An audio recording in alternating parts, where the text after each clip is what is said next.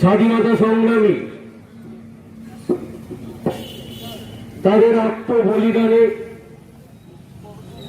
আজকের এই স্বাধীনতা। কিন্তু সেই সমস্ত বীর শহীদেরা মাস্টারদা সূর্য সেন, বিনয় বাদল দীনেশ, ক্ষুদিরাম, ভগৎ সিং, প্রফুল্ল চাকি, এরা নিজেদের জীবনকে উৎসর্গ করে আমাদের মাঝে উপহার দিয়েছেন আজকের এই স্বাধীনতা। প্রকৃতপক্ষে এরা যে নিজেদের জীবনকে উৎসর্গ করেছিলেন, বর্তমান এই তথাকথিত যে স্বাধীনতা আমরা ভোগ করছি, এই তথাকথিত স্বাধীনতা পাওয়ার জন্য বিনয় বাদল দীনেশ, সূর্য সেন, ক্ষুদিরাম বসু, ভগৎ সিং, প্রফুল্ল চাকি, মাতঙ্গিনী হাজরা, এরা কিন্তু বর্তমান যে স্বাধীনতা, এই স্বাধীনতা কিন্তু তারা চাননি। তারা চেয়েছিলেন সম্পূর্ণ স্বাধীনতা, তারা চেয়েছিলেন সম্পূর্ণ স্বরাজ। আবুল কালাম আজাদ তিনি চেয়েছিলেন সম্পূর্ণ স্বাধীনতা, সম্পূর্ণ স্বরাজ। কিন্তু বর্তমানে আমরা যে স্বাধীনতা ভোগ করছি, প্রকৃতই কি স্বাধীন আমরা? একটু ভেবে দেখবেন বন্ধুরা, আজকে আমরা যে জায়গায় দাঁড়িয়ে আছি, এই যে ভারতবর্ষের যে পরিস্থিতি, আজকের যে ভারতবর্ষের চেহারা, এই ভারতবর্ষের চেহারা আজকে কোন দিকে মোড় নিয়েছে? 200 বছর রাজত্ব করেছিল ব্রিটিশ সরকার। 200 বছর রাজত্বের পর তারা এই ভারতবর্ষ থেকে বিতাড়িত হয়েছিল এবং এই ভারতবর্ষে যখন তারা ভারতবর্ষ থেকে চলে যায়, তখন তৎকালীন ভারতবর্ষের কিছু নেতা মন্ত্রী তাদেরকে ক্ষমতা দিয়ে যায়।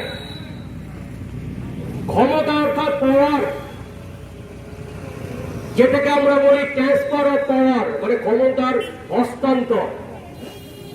ভারতবর্ষ কিন্তু পূর্ণ স্বাধীনতা পায়নি, ক্ষমতার হস্তান্তর হয়েছে মাত্র।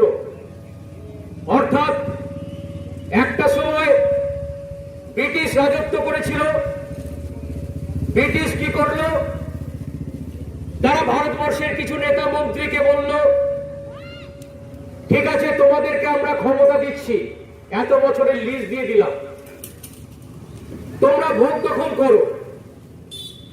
এবার এই ভোগ দখল করা মানে কিন্তু মালিকানা পাওয়া নয়। ভেবে দেখবেন, আপনার একটা জমি, আপনি একটা জমির মালিক, আপনি কিছুদিনের জন্য সেই জমিটা একজনকে কি করলেন? হস্তান্তর করলেন, পাওয়ার দিলেন, ক্ষমতা দিলেন ভোগ দখল করবার জন্য। যাকে ক্ষমতা দিলেন সে কিন্তু সেই জমির মালিকানা পেয়ে গেল না, কিছুদিনের জন্য সে ক্ষমতা পেল, অর্থাৎ ভোগ দখল করতে পারবে। আজকে আমাদের ভারতবর্ষ ঠিক সেই অবস্থায় দাঁড়িয়ে আছে। ব্রিটিশ ভারতবর্ষকে কি করলো? ক্ষমতা দিল। তৎকালীন যে নেতা মন্ত্রী ছিলেন, সেই নেতা মন্ত্রীদের কাছে কি করলেন? ক্ষমতা দিলেন যে তোমরা এই ভারতবর্ষকে ভোগ দখল করতে পারো, আমরা ভারতবর্ষ ছেড়ে দিচ্ছি। তার মানে এই নয় যে ভারতবর্ষ পূর্ণ স্বাধীনতা পেয়ে গেল। এই যে ক্ষমতার হস্তান্তর, এই ক্ষমতার হস্তান্তর একটা চুক্তির মাধ্যমে হয়েছে। আমরা আশা করি আপনারাও জানেন, তবুও তুলে ধরছি বিষয়টা। এই যে ক্ষমতার হস্তান্তর হয়েছে, এটা একটা চুক্তির মধ্যে দিয়ে, একটা চুক্তিতে স্বাক্ষর করে 1947 সালে ভারত থেকে ব্রিটিশ বিতাড়িত হলো। কি সেই স্বাক্ষর, কি সেই চুক্তি? সেই চুক্তি নেতাজি সুভাষচন্দ্র বসুকে জীবিত অথবা মৃত যে অবস্থাতেই পাও না কেন আমাদের হাতে তুলে দিতে হবে, মানে ব্রিটিশের হাতে তুলে দিতে হবে। এই ছিল চুক্তি। এই চুক্তির বলে তৎকালীন আমাদের ভারতবর্ষের নেতা মন্ত্রী সেই চুক্তিতে স্বাক্ষর করে ট্রান্সফার অফ পাওয়ারকে অধিগ্রহণ করলেন। অর্থাৎ ব্রিটিশ কি করলো? ভারতবর্ষ থেকে বিতাড়িত হলো, ভারতবর্ষ ছেড়ে চলে গেল। এবং সেখানে কিন্তু চুক্তি এটাই থাকলো যে নেতাজি সুভাষচন্দ্র বোস জীবিত অথবা মৃত যে অবস্থায় হোক না কেন তাদেরকে হাতে তুলে দিতে হবে। ভেবে দেখুন, এই চুক্তির বলে আজকে আমরা স্বাধীনতা পেয়েছি। নেতাজি সুভাষচন্দ্র বোস কি চেয়েছিলেন? তিনি চেয়েছিলেন পূর্ণ স্বাধীনতা। আজও নেতাজি সুভাষচন্দ্র বোস তিনি এই ভারতের পূর্ণ স্বাধীনতার জন্য অক্লান্ত পরিশ্রম করে যাচ্ছেন। ভারতবর্ষে প্রবেশ করবার জন্য চোখের জল ফেলছেন, কিন্তু তিনি ভারতবর্ষে ঢুকতে পারছেন না। কেন? কারণটা কি? আশা করি আপনারা অনেকে জানেন। কারণটা হচ্ছে কমনওয়েলথ। এই কমনওয়েলথ মানে আমাদের এই ভারতবর্ষ ব্রিটিশ সাম্রাজ্যের অধীনে এখনো পর্যন্ত আছে। অর্থাৎ এই ভারতবর্ষ কমনওয়েলথ আওতাভুক্ত, অর্থাৎ ব্রিটিশ সাম্রাজ্যের আওতায় এখনো পর্যন্ত ভারতবর্ষ আছে। এই রকম এই পৃথিবীর 57টা দেশ এই কমনওয়েলথের আওতাভুক্ত, অর্থাৎ ব্রিটিশ সাম্রাজ্যের অধীনে। যতক্ষণ পর্যন্ত এই কমনওয়েলথ থেকে ভারতবর্ষ বেরিয়ে না আসতে পারছে, ব্রিটিশ সাম্রাজ্যের আওতা থেকে যতক্ষণ পর্যন্ত ভারতবর্ষ বেরিয়ে না আসতে পারছে, ততক্ষণ পর্যন্ত নেতাজির আত্মপ্রকাশ করা একটু অসুবিধা আছে। সেই কারণে নেতাজি সুভাষচন্দ্র বোস ইচ্ছা থাকলেও তিনি ভারতবর্ষে ঢুকতে পারছেন না। একমাত্র নেতাজি সুভাষচন্দ্র বোসই পারেন এই ভারতবর্ষের চেহারাকে পরিবর্তন করে দিতে।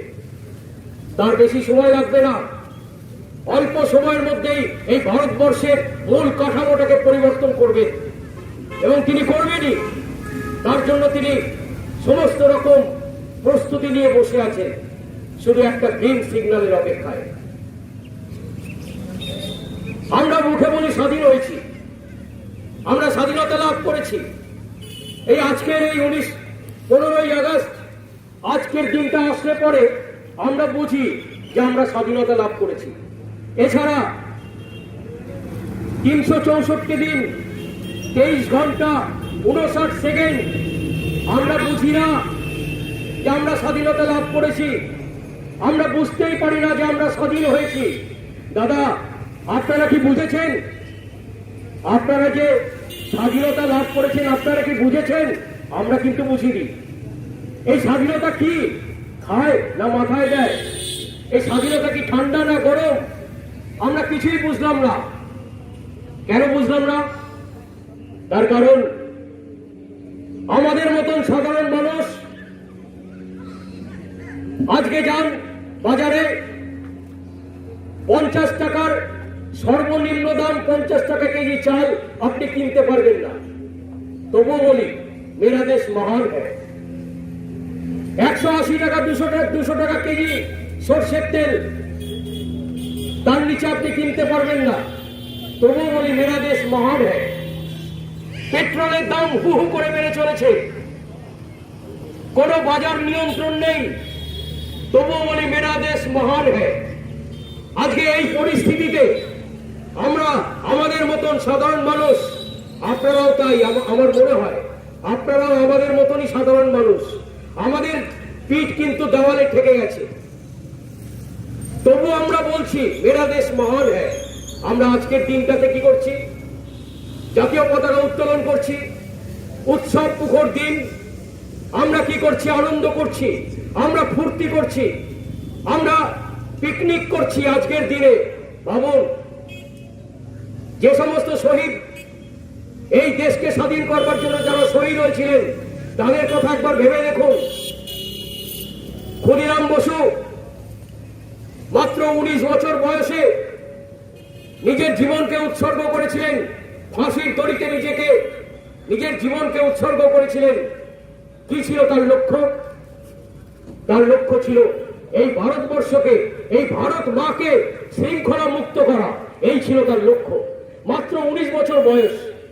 আজকে 19 বছর বয়সের একটাও ছেলে, একটাও যুবক তারা ভাবতে পারবে এই কথা? অবশ্য দোষটা তাদের নয়, দোষ তাদের নয়। তাদের মেরুদণ্ডকে ভেঙে দেওয়া হচ্ছে। আজকে যুবক সম্প্রদায়ের মেরুদণ্ড ভেঙে দেওয়া হচ্ছে। কারণ তারা যাতে প্রতিবাদ করতে না পারে, ওই ক্ষুদিরাম বসুর মতন যাতে তারা প্রতিবাদ করতে না পারে, ওই বিনয় বাদল দীনেশের মতন যাতে তারা প্রতিবাদ করতে না পারে, ওই প্রফুল্ল চাকির মতন যাতে তারা প্রতিবাদ করতে না পারে, তার জন্য যুবক সম্প্রদায়ের কোমর ভেঙে দাও, মেরুদণ্ড ভেঙে দাও। তার জন্য কি করতে হবে? তার জন্য বিভিন্ন রকম নেশাদ্রব্য ঢুকিয়ে দাও। আজকে স্বাধীনতা দিবসে আমরা দেখছি প্রত্যেকটা যুবক, বেশিরভাগ যুবক ফুর্তি করছে, মদ নিয়ে ফুর্তি হচ্ছে। মাংসের দোকানে লাইন, মাংস খাবে, মদ খাবে, ফুর্তি করবে। এই হচ্ছে স্বাধীনতা দিবস পালন করা। ভেবে দেখুন আজকে কোন জায়গায় দাঁড়িয়ে গেছে। এর জন্য তারা দায়ী নয়, এর জন্য দায়ী হচ্ছে এই সমাজ ব্যবস্থা, এর জন্য দায়ী হচ্ছে আমাদের নেতা মন্ত্রীরা। তারা যেভাবে যুবক সম্প্রদায়কে পরিচালনা করা উচিত ছিল তারা সেইভাবে করেনি, তারা উল্টো পথে হাঁটিয়েছে। তাই বন্ধু, প্রত্যেকটি যুবক সম্প্রদায়ের কাছে আমার আহ্বান, আপনারা ভাবুন, আপনারা এগিয়ে আসুন। আপনারাই হচ্ছেন মেরুদণ্ড এই সমাজের, এই দেশে। আপনারা হচ্ছেন ভবিষ্যৎ এই সমাজের, এই দেশে। আপনারা যদি প্রতিবাদ না করেন, আপনারা যদি এগিয়ে না আসেন, তাহলে দেশ আরো রসাতলে যাবে। রসাতলে গেছে, আরো রসাতলে চলে যাবে। ভাবতে পারবেন না কি চক্রান্ত চলছে এই ভারতবর্ষের বুকে। মাত্র কয়েকটা ব্যক্তি, হাতে গোনা কয়েকটা ব্যক্তি, তারা সারা বিশ্বব্যাপী আজকে এই চক্রান্তের জাল বিছিয়ে চলেছে। সারা বিশ্বব্যাপী চক্রান্তের একটা বিরাট পরিকল্পনা করে চলেছে যাতে মানুষ কোনোভাবে প্রতিবাদ করতে না পারে। আমরা যা খুশি তাই করে যাব, আমরা যেভাবে খুশি শোষণ করে যাব, আমরা যেভাবে খুশি বাজার দর হাঁকিয়ে চলবো, বাজার দরের জিনিসপত্রের দাম বাড়াবো যাতে কেউ প্রতিবাদ করতে না পারে। তার জন্য আমাদের প্রত্যেকটা মানুষকে ঘরে ঢুকিয়ে দেওয়া হচ্ছে। ভেবে দেখুন, একবার ভাবুন, একবার আমরা কোথায় দাঁড়িয়ে আছি, কোন জায়গায় দাঁড়িয়ে আছি। এই কি স্বাধীনতা? এই স্বাধীনতার জন্য কি সেই সমস্ত বীর শহীদরা নিজেদের জীবন উৎসর্গ করেছিলেন? তাই এখনো সময় আছে, এখনো সময় আছে বন্ধু। আমরা যদি না জাগি, আমরা যদি প্রতিবাদে মুখর নয় হয়ে উঠি, আমরা যদি প্রতিবাদ না করতে শিখি, তাহলে কিন্তু আমরা আস্তে আস্তে আস্তে আস্তে নিঃশেষ হয়ে যাব। ব্রিটিশ যেমন সেই সময় প্রত্যেকটা মানুষকে অত্যাচার করেছিল, অত্যাচারের পরিধি এমন ভাবে বিস্তৃত হয়েছিল, অত্যাচার এমন জায়গায় চলে গিয়েছিল, সেই সময় ভারতবাসী তারা বাধ্য হয়েছিল রুখে দাঁড়াতে। বয়সটা কোনো ফ্যাক্টর নয়। তারা সেই সময় নিজেদেরকে উজ্জীবিত করেছিল যে আমরা এই ভারত মাতাকে শৃঙ্খল মোচন করব, আমরা এই অত্যাচারের বিরুদ্ধে লড়াই করব। সেটা ভেতর থেকে এসেছিল তাদের, যার জন্য তারা লড়াই করতে পেরেছিল, তারা নিজেদের জীবনকে উৎসর্গ করতে পেরেছিল। আজকের পরিস্থিতি ঠিক তাই, আজকের একই পরিস্থিতি, এবং আমি বলবো সেই ব্রিটিশের থেকে আজকে আরো ভয়ঙ্কর পরিস্থিতি, আরো ভয়ঙ্কর পরিস্থিতি আজকে। তাই এই ভয়ঙ্কর পরিস্থিতিতে আমাদের প্রত্যেকটা যুব সমাজকে, প্রত্যেকটা যুব সম্প্রদায়কে, প্রত্যেকটা মানুষকে, প্রত্যেকটা জনসাধারণকে, আমাদের মতন সাধারণ মানুষকে এগিয়ে আসতে হবে বন্ধু। তা নাহলে আর উপায় নেই। তাই এই স্বাধীনতা দিবসের দিন আপনারা ভাবছেন যে আবার কেমন কথা শুনছি, আমরা কিছু দেশাত্মবোধক গান শুনবো, একটু ভালো ভালো কথা শুনবো, মেরা দেশ মহান হ্যায়, একটু গান টান হবে, এই সমস্ত কথা শুনবো, তা নয় স্বাধীনতা দিবসের দিন আমরা এগুলো কি শুনছি? হ্যাঁ বন্ধু, আমরা সন্তান দল, আমরা ঠাকুর বালক ব্রহ্মচারী মহারাজের দীক্ষিত সন্তান। আমরা ঠাকুর বালক ব্রহ্মচারী মহারাজের কাছ থেকে যে শিক্ষা পেয়েছি, যে বেদের শিক্ষা পেয়েছি, সেই বেদের শিক্ষা, সেই বেদের ধারা, সেই বেদের রীতি, ঠাকুর বালক ব্রহ্মচারী মহারাজের আদর্শ, নেতাজি সুভাষচন্দ্র বসুর আদর্শ, মাস্টারদা সূর্য সেনের আদর্শ, বিনয় বাদল ক্ষুদিরামের আদর্শ, আমরা সেই আদর্শে অনুপ্রাণিত হয়ে আজ আপনাদের সামনে দুটো কথা বলতে এসেছি। তাই এখানকার ডাল ভরা কোনো কথা বলতে পারবো না, এখানকার পলিটিক্স দিয়ে মলম লাগানো কোনো কথা আমরা বলতে পারবো না। যেটা সত্য আমরা সেই কথা বলে যাব। কে গ্রহণ করবেন কে গ্রহণ করবেন না জানি না, তবে যেটা সত্য আমরা সেই কথাই বলবো। আমরা স্বাধীনতা পেয়েছি শুধুমাত্র আজকের দিনটার জন্য, বাকি দিনগুলোতে আমরা কোনো স্বাধীনতা পাইনি। আমরা আমাদের কথা, আমাদের এমন অবস্থা যে আমাদের ব্যক্তি কোনো স্বাধীনতা নেই। আমরা আমাদের কথা তুলে ধরতে পারবো না, সত্য কথা তুলে ধরা যাবে না। সত্য কথা তুলে ধরতে গেলে এখানে আইনের জালে জড়িয়ে পড়তে হবে, আমরা জানি সেটা। সত্য কথা তুলে ধরতে গেলে এখানকার প্রশাসনিক তরফ থেকে অনেক বাধা, অনেক বিপত্তি আসতে পারে, সেটা আমরা জানি। তবুও আমরা সত্য থেকে বিচ্যুত হব না, আমরা সত্য কথা বলে যাব।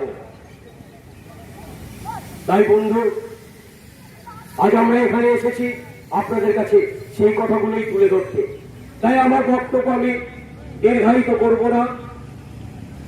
আমরা আরো দু চারটে গানের মধ্যে দিয়ে, এবং আমাদের এক বোন আছেন, তিনি দুটো কথা বলবেন আপনাদের কাছে এই বর্তমান স্বাধীনতা প্রসঙ্গে। তারপর আমরা দু চারটে গানের মধ্যে দিয়ে আমাদের আজকের এই অনুষ্ঠান সমাপ্তি ঘোষণা করব। তবে আপনাদের কাছে একটাই বিনীত অনুরোধ, আপনারা ঘরে বসে থাকবেন না, আপনারা ঘরের ভেতরে ঢুকে থাকবেন না, আপনারা দয়া করে একটু ভাবুন, একটু চিন্তা করতে শিখুন। আপনারা প্রতিবাদে মুখর হন। যে অরাজকতা চলছে, যে অন্যায় চলছে, এই অরাজকতা, এই অন্যায়ের বিরুদ্ধে আপনারা প্রতিবাদে মুখর হন। তা না হলে অচিরেই কিন্তু আমাদের মৃত্যু অবশ্যম্ভাবী, কেউ রোধ করতে পারবে না। আমাদের কোমর কিন্তু আস্তে আস্তে ভেঙে দেওয়া হচ্ছে, আমাদের মেরুদণ্ড ভেঙে দেওয়া হচ্ছে। সজাগ হন, সজাগ হন, সজাগ হন।